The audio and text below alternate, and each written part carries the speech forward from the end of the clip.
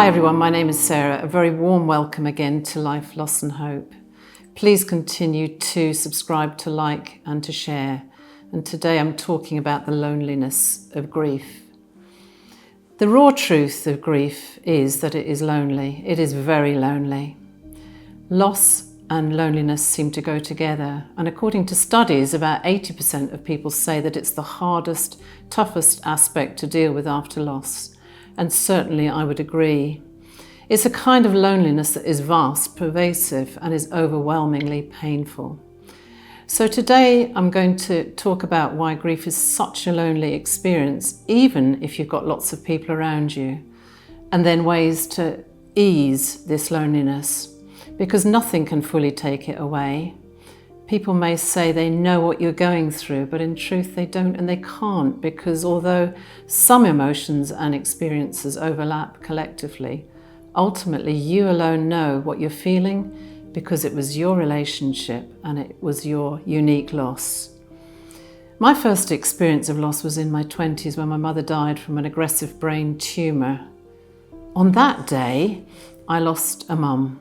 My siblings lost their mum. But my father lost a wife, and my grandmother lost her only daughter. I lost the person who gave birth to me, and Nana lost the person who she gave birth to. We grieved together, but we also grieved alone.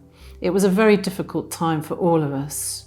We were all there for one another, and quite often even in the same room. But at the end of the day, we were each isolated in our own experience of that loss. This can be very surprising and a confusing realization, and even bring conflict in families who have experienced a loss like this together.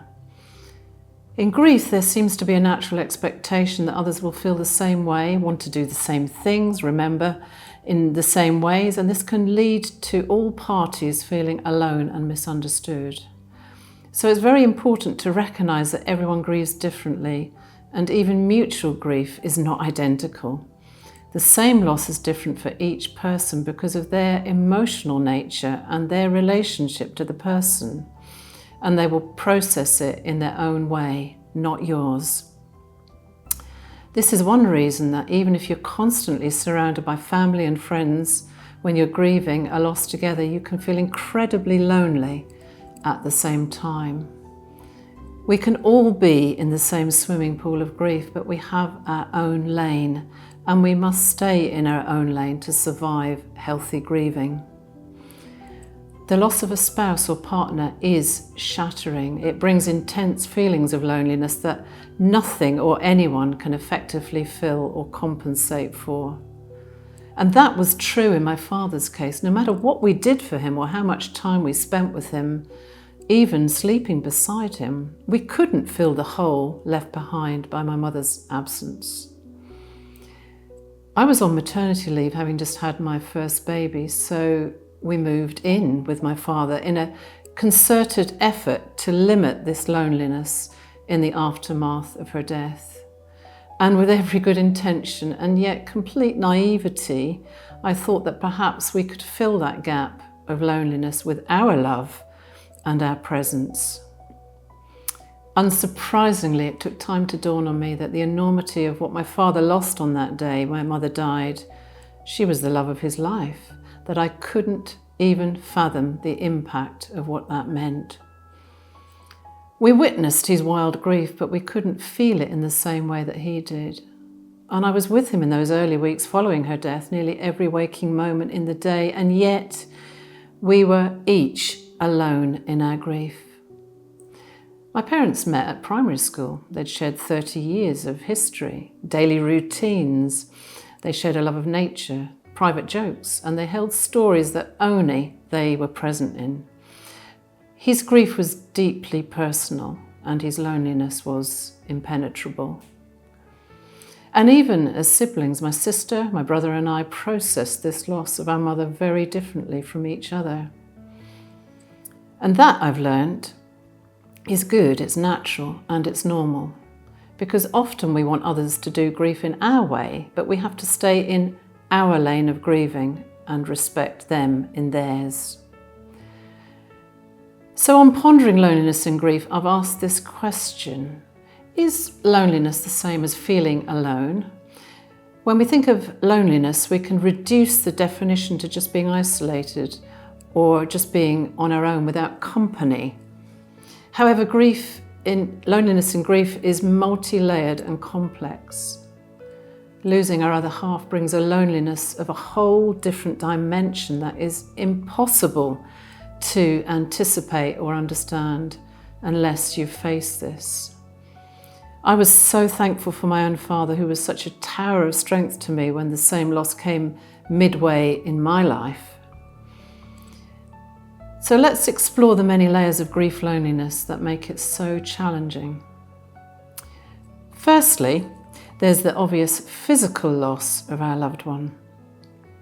The absence of their physical presence does create a massive void.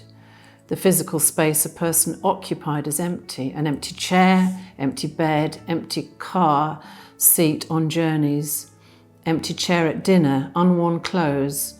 It is loud emptiness that is everywhere and in everything.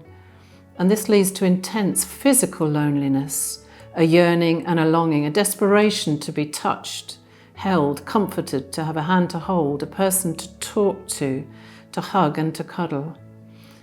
The safety of their presence is gone, the person who could read your unspoken thoughts, finish your sentences and enjoy those private shared jokes and memories like no one else can. Mornings are lonely.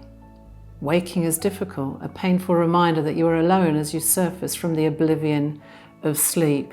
Suddenly, bang, the loss dawns like a heavy hammer of reality as you relive the loneliness that you felt last night in the big hollow space of your bed with no one to hug, to say I love you and feel safe beside.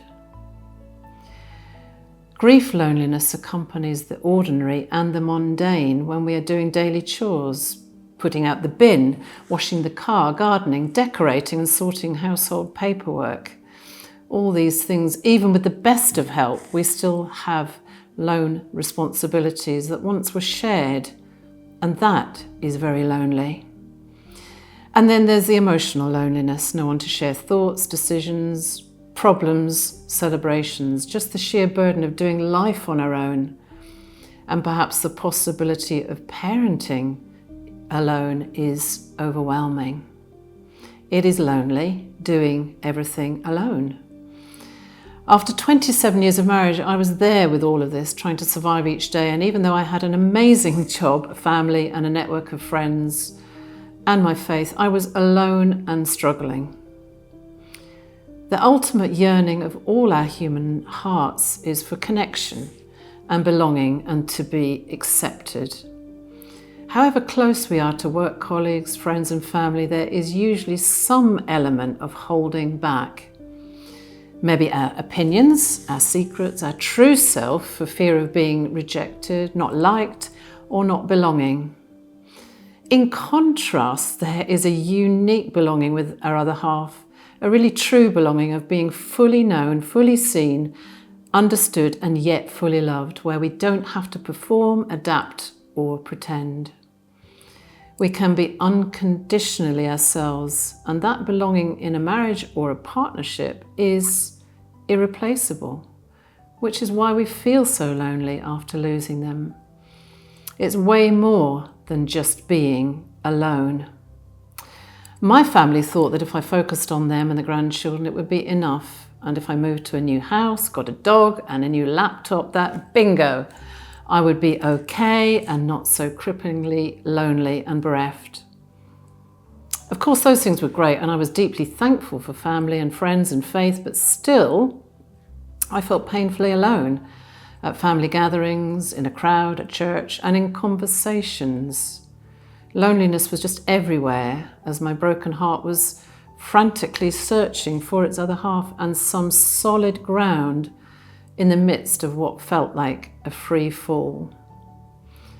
Sometimes with the best of intentions, our friends and family can overload us with activity and concern, and that can feel smothering and perhaps even stifling, even heightening our loneliness.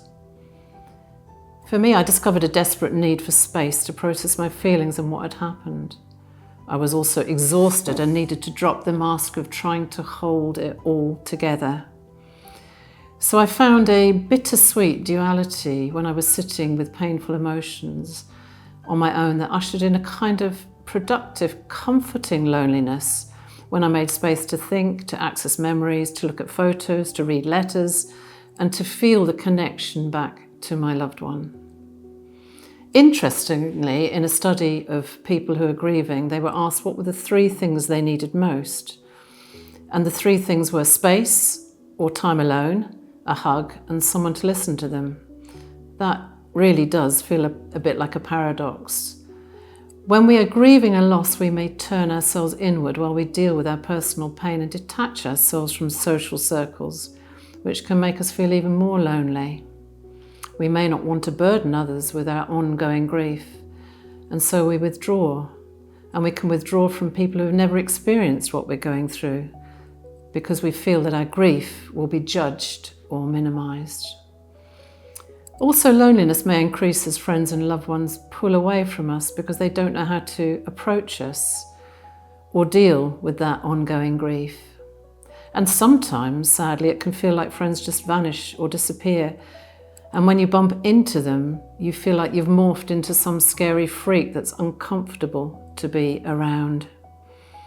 It's really tough, as sadly there's no quick fix, but we can do small things to alleviate the intensity of painful loneliness. And one pitfall to avoid would be further isolation. It can feel okay in the moment to remain alone at home under the duvet, but over time, this will only compound the loneliness and feelings that no one understands. Remember that all your emotions are valid, whether they're anger, relief, regret, guilt, sadness, whatever you feel is valid, and there's no right or wrong way to grieve. Grief is a complex subject, so you're naturally going to have those mixed and complex emotions. So firstly, you may want to consider participating in a support group which can offer ways to navigate loneliness. They're often catered to specific types of grief, like loss of a spouse, a child, a sibling, or a friend, so you can connect with others who have walked a similar path. People who have stood where you are and walked a similar grief path may be able to provide the emotional support that you need, and it can genuinely help. There's on-life grief support groups that may be particularly well suited to people who have a difficult time opening up to others in a face-to-face setting. Or you may find that one-to-one support works best for you with a counsellor or a therapist. Therapy may provide coping mechanisms, particularly during tough triggers like anniversaries, birthdays, holidays, and also during those moments when grief hits you unexpectedly, because it does, and it does for a long time. Secondly, you may try talking with people in your own social circle who've dealt with your specific type of loss and maybe further on in their journey of healing. They can be a lifeline. Thirdly, creative outlets like art, music, or writing can be a very helpful way to express your emotions. For me, writing is a great outlet. So whether you keep a journal, a blog, or even a notebook where you can just write down your thoughts and feelings, there is something truly beneficial about releasing them on paper and writing them down. You may even consider writing a letter to your loved one on a special occasion, or write a series of love letters to pour out your thoughts, regrets maybe, and even unfinished conversations. It is a cathartic activity that can really help reconcile emotions that you struggle with. And it may mean that you are sad or cry during writing, but trust the process, because once you've finished, you will hopefully feel lighter. If you're struggling with loneliness, it's important to find out what works for you, your situation, and your personality, and your own unique grief. Getting out in nature is a proven source of solace when we feel lonely. We can listen to birds, We can visit our love of animals, waterfalls, sunsets, trees, or even our own pets to ease our pain. Ironically, when we're alone in nature, it is very restorative as we naturally begin to find connections with God and His creation.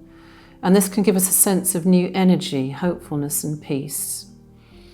The permanence of nature can bring a reassurance of belonging in the world, where we can gain a new perspective of our smallness and yet also our greatness.